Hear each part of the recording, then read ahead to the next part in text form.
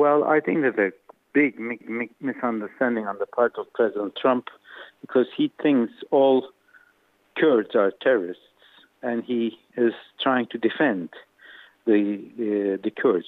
Turkey has been the protector of Kurds for centuries in this part of the world.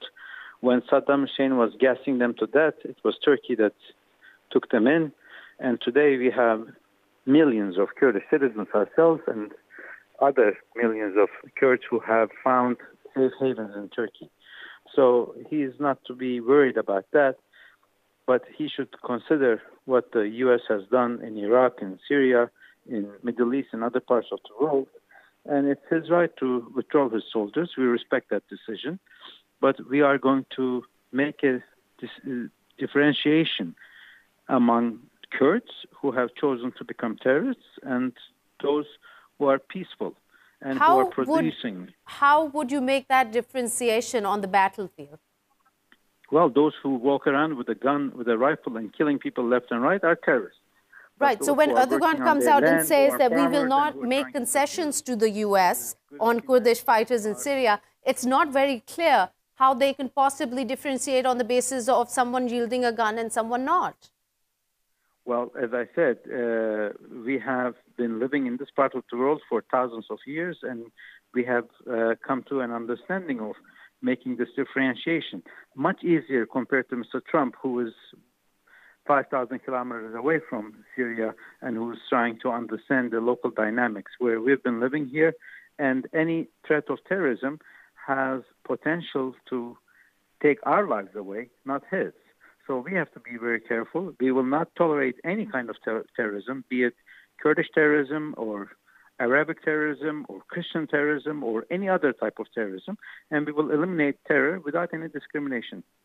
Mr. Dorsey, let me ask you this, what our guest has just commented on President Trump's and any foreign powers' inability to recognize what exactly is happening on the field here. Him saying that Kurds are also can be differentiated, and this is something that he is having an oversight on. Do you agree on this statement? History always has different versions and different perceptions, and I would argue that what your guest just put forward is indeed a widely held Turkish belief. It is not necessarily a widely held Kurdish belief, both inside Turkey and outside Turkey. And so the issue is not so much, to me, the solution is not eradication, as your other guest proposed, but coming to a common understanding. And that is going to have to happen at the negotiation table and in a give and take process, not really on the battlefield itself. So the negotiating table, Mr. Hasasu, let me bring you in this conversation, your take on it also, and do you see any negotiations being fruitful, especially considering tensions are rising between these two, not coming anywhere close to resolving?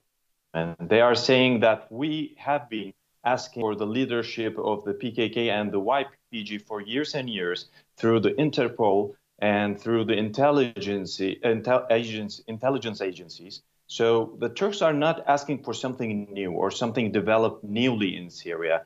They have been asking, and they were chasing this leadership of the party, of the PKK, for years and years.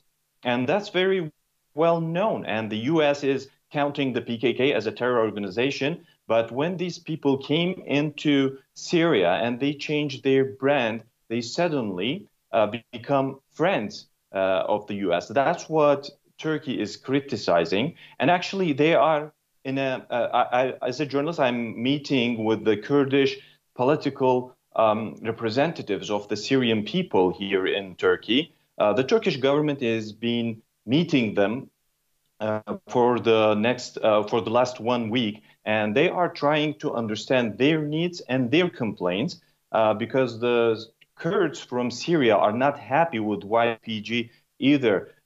If we look at the numbers, there are 400,000 ethnic Kurds from Syria prefer to live in Turkey instead of being in the areas that controlled by the YPG.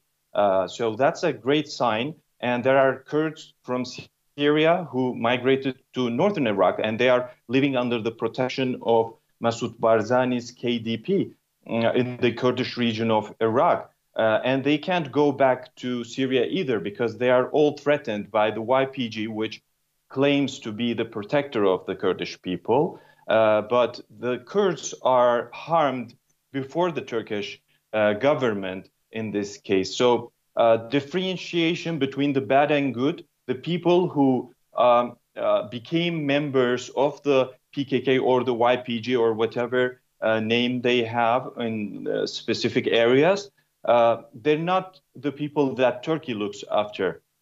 Turkey is after the people that they know from years, and they are chasing them in Kandil in Iraq, and they have been chased in Turkey, and now they are in Syria. So we have to see how this organization is working. It's just like Al-Qaeda pops up in Afghanistan and then Iraq and Syria. So PKK came out in Turkey, and it's in Iraq and Syria as well. And these new names shouldn't be a cover for such a fact. Okay, so could be your version is that this is a cover really, and it's very clear to the Trump administration how they aligned themselves behind which militias. Now, coming back to you, Mr. Bağış, let me ask you this: one of the other complications in the fate of what would happen if the U.S. withdraws is the fate of hundreds of prisoners of ISIS.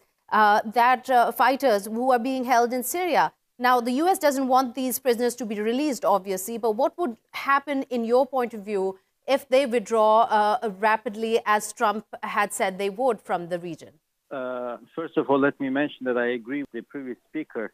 And last week, Turkey was officially hosting President of Iraq, who is a Kurd himself. Mr. Berham Salih was an official guest of our president, and he was welcomed, and he had a great visit here. We also have good relations with the Kurdish region in Iraq, led by Mr. Barzani, and we do communicate with them, and we do trade with them. So Turkey has nothing against Kurds, and as I said, we have more than 10 million Kurdish citizens of our own. Well, we've established that already, but if I were to come back to the question, what would happen to the hundreds of ISIS fighters who are in prisons right now in Syria if U.S. withdraws? Is there a real threat that they would join militias elsewhere in the country or even elsewhere in the region? We will not let a gap to be created when U.S. withdraws their troops, because we have promised to take care of all terrorists and eliminate them if needed. If they surrender with their weapons, and if they accept to be persecuted, of course they can return back to their normal lives. But if they continue to act on behalf of this terrorist organization called ISIS or Daesh, they will bear the consequences, and Turkey will not have any mercy on them. Right. And Mr. Dorsey, just